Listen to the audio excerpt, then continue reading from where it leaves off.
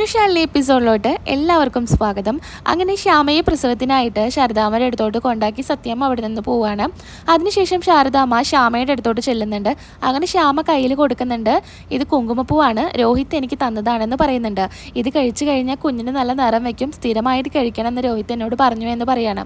മോളെ നീ വിഷമിക്കല്ലേ എന്ന് ശാരദാമ്മ പറയാണ്. എനിക്കെന്തിനാ അമ്മയെ വിഷമം? എനിക്ക് വിഷമമൊന്നുമില്ല. ഞാൻ എന്തിനാ സങ്കടപ്പെടുന്നത്? കുഞ്ഞേച്ചിയുടെ കുഞ്ഞിനെ എനിക്ക് തരില്ലേ? പിന്നെ ആ കുഞ്ഞിനെ എനിക്ക് തന്നെ തരണം അമ്മേ. ആ കുഞ്ഞാണ് എൻ്റെ ജീവനും ജീവിതവും. അതുകൊണ്ട് കുഞ്ഞേച്ചിയുടെ കുഞ്ഞിനെ എനിക്ക് തന്നെ തരണം അമ്മേ എന്ന് പറഞ്ഞ് അമ്മയെ കെട്ടിപ്പിടിച്ച് കരയാണ് ശ്യാമ. ഇന്റർവ്യൂവിനായിട്ട് ശാലിനിയെ കൃത്യസമയത്ത് അവിടെ എത്തിക്കുകയാണ്.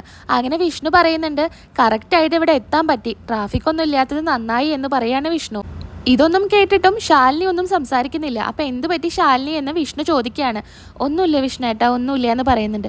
എന്നാൽ എന്ത് പറ്റി ശാലിനി എന്ന് ചോദിക്കുകയാണ്. നീ രാവിലെ ഒന്നും കഴിച്ചില്ലേ എന്ന് ചോദിക്കുന്നുണ്ട്. അത് പിന്നെ വിഷ്ണു ഏട്ടാ, ഞാൻ ചായ കുടിച്ചതാണെന്ന് പറയുന്നുണ്ട്. ചായ മാത്രമോ എന്ന് വിഷ്ണു ചോദിക്കുന്നുണ്ട്. ആ വിഷ്ണു ഏട്ടാ, ഞാൻ ചായ മാത്രം കുടിച്ചത്, എനിക്ക് കുഴപ്പമൊന്നുമില്ല എന്ന് പറയുന്നുണ്ട്. നിനക്ക് തല ചുറ്റുന്നുണ്ടല്ലേ? ചായ മാത്രം കുടിക്കുക ഇങ്ങനെ എക്സാമിനൊക്കെ വരുമ്പോൾ എന്ന് പറഞ്ഞ് വിഷ്ണു ചീത്ത പറയാണ്. അപ്പോൾ ശാലിനി പറയുന്നുണ്ട്, ഞാൻ ഇന്നലെ രാത്രി ഭക്ഷണം കഴിച്ചത്, ഇന്ന് രാവിലെ ഞാൻ ചായ മാത്രമേ കുടിച്ചുള്ളൂ എന്ന് പറയണം. ഓ, നീ എത്ര ദിവസത്തിനാണ് ഇങ്ങനെ നിരാഹാരം കിടക്കുന്നേ? അത് പിന്നെ വിഷ്ണുവേട്ടാ, ഈ ഇൻ്റർവ്യൂവിൻ്റെ ടെൻഷനും അത് മാത്രമല്ല, വിഷ്ണുവേട്ടൻ വരുമോ ഇല്ലേന്നോ അറിയില്ലല്ലോ, ആ ടെൻഷനൊക്കെ കൂടി ഞാൻ കഴിക്കാതിരുന്നതാന്ന് പറയാണ്. നിനക്കറിയാലോ ഞാൻ നിൻ്റെ കൂടെ എപ്പോഴും കാണുമെന്ന്, പിന്നെ എന്തിനാ നീ അതിനൊക്കെ ടെൻഷൻ അടിക്കുന്നത്? എന്തായാലും ഞാൻ പോയിട്ട് ഫുഡ് വാങ്ങിച്ച് വരാമെന്ന് പറയാണ്. വേണ്ട വിഷ്ണു ഏട്ടാ, ഇപ്പം കുഴപ്പമൊന്നുമില്ല, നമുക്ക് നേരെ ഇൻ്റർവ്യൂവിന് കയറാമെന്ന് പറയാണ്. വിഷ്ണു പറയുന്നുണ്ട്, വേണ്ട സമയമൊക്കെ ഉണ്ട്, ഞാൻ പോയിട്ട് വരാമെന്ന് പറഞ്ഞ് വിഷ്ണു അവിടെ നിന്ന് പോവുകയാണ്. അങ്ങനെ ശാലിനി അങ്ങനെ കിടന്ന് ഉറങ്ങുകയാണ്. വിഷ്ണു ഫുഡ് വാങ്ങിച്ച് നടന്നു വരുന്നത് സത്യാമ്മ ആ വഴിക്ക് പോകുമ്പോൾ കാണുകയാണ്. അങ്ങനെ സത്യാമ്മ രോഹിത്തിനോട് പറയുന്നുണ്ട്, രോഹിത്തെ വണ്ടി നിർത്ത്, ആരാ പോണത് എന്ന് ചോദിക്കുകയാണ്. അപ്പോൾ രോഹിത്ത് പറയുന്നത് വിഷ്ണു ബ്രോയ് അല്ലേ എന്ന് ചോദിക്കുന്നുണ്ട്. ആ വിഷ്ണു ആണ്, നീ ആ വണ്ടി അവൻ്റെ പുറകെ വിടുക എന്ന് പറയണം. അപ്പോൾ പിന്നെ രോഹിത്ത് മനസ്സിൽ വിചാരിക്കുന്നുണ്ട്, സത്യാമ്മ പറഞ്ഞു കഴിഞ്ഞാൽ എങ്ങനെ പോവാതിരിക്കുക, ഇതിനിപ്പോൾ വലിയ പുലിവാലാവുമല്ലോ എന്ന് പറയുന്നുണ്ട്. എന്തായാലും വിഷ്ണുവിൻ്റെ പുറകെ പോകുന്നുണ്ട് രോഹിത്ത്. വിഷ്ണു വണ്ടിയുടെ അടുത്തെത്തിയിട്ട് ശാലിനിക്ക് ഫുഡ് കൊടുക്കാൻ ഡോറ് തുറക്കുമ്പോഴേക്കും അവിടെ സത്യാമ്മയെ കാണുകയാണ് വിഷ്ണു. പെട്ടെന്ന് തന്നെ ഡോർ അടച്ചിട്ട് അവിടുന്ന് മാറി നിൽക്കുന്നുണ്ട്. അയ്യോ അമ്മ എന്താ ഇവിടെ എന്ന് പറഞ്ഞ് അമ്മയുടെ അടുത്തേക്ക് ചെല്ലുകയാണ്. അമ്മ ഇതാ ഇങ്ങോട്ട് നിൽക്കുമെന്ന് പറഞ്ഞ് ശാലിനിനെ കാണാത്ത രീതിയിൽ ഇങ്ങനെ നിർത്തുകയാണ്.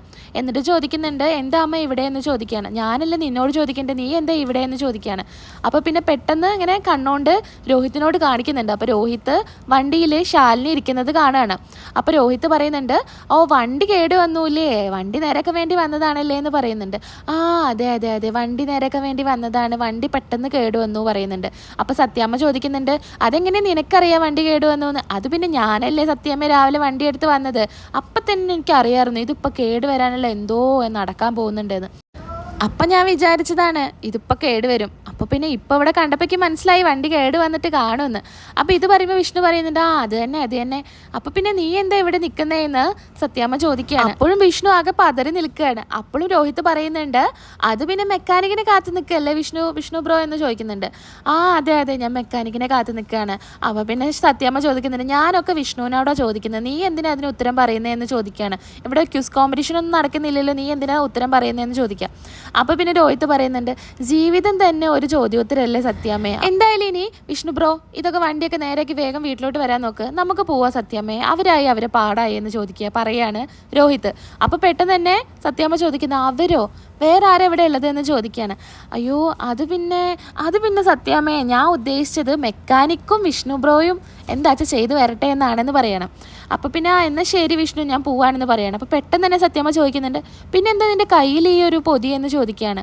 അപ്പോഴും വിഷ്ണുവിനൊന്നും പറയാനില്ല. അപ്പോൾ രോഹിത്ത് പറയുന്നുണ്ട്, വിഷ്ണു ബ്രോയ്ക്ക് വിശക്കില്ലേ, ഇത്രയും നേരം നിൽക്കുമ്പോൾ വിശക്കില്ലേ, അപ്പോൾ അവന് വിഷ്ണു ബ്രോയ്ക്ക് കഴിക്കാനുള്ളതാണെന്ന് പറയണം. ആ അതെ അമ്മ, എനിക്ക് വിശക്കില്ലേ, അപ്പം ഞാൻ കഴിക്കാൻ വേണ്ടി വാങ്ങിച്ചതാണെന്ന് പറയുന്നുണ്ട്. അപ്പോൾ മോനെ നിനക്ക് കടയിൽ ഇരുന്നിട്ട് തന്നെ കഴിച്ചാൽ പോരെ, എന്തിനാ അത് ഇവിടെ കൊണ്ടുവന്ന് കഴിക്കുന്നതെന്ന് ചോദിക്കുകയാണ്.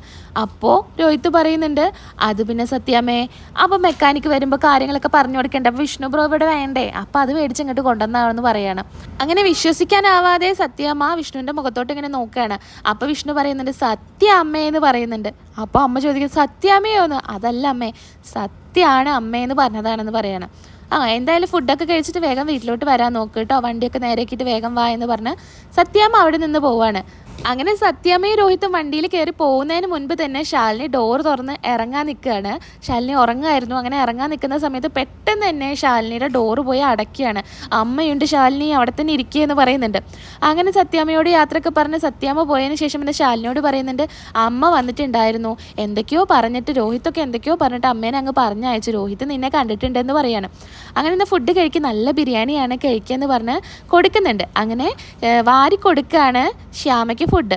അങ്ങനെ ഫുഡൊക്കെ വാരിക്കൊടുത്ത് അതിനുശേഷം പിന്നെ രോഹിത് സത്യാമ്മയോട് പറയുന്നുണ്ട്, മെക്കാനിക്ക് ഇല്ലെങ്കിൽ ഇപ്പോഴത്തെ വണ്ടിയൊക്കെ എങ്ങനെ ഓടാനാ, ആ മെക്കാനിക്ക് ഇല്ലെങ്കിൽ ഇപ്പോൾ ഒന്നും ഇവിടെ നടക്കില്ല എന്നൊക്കെ പറയുന്നുണ്ട്. അപ്പോൾ സത്യാമ്മ പറയുന്നുണ്ട്, ഇനി മെക്കാനിക്കിൻ്റെ കാര്യം ഇവിടെ പറഞ്ഞു പോരുത്, മിണ്ടായത് വണ്ടി ഓടിക്കുക എന്ന് പറയുന്നുണ്ട്.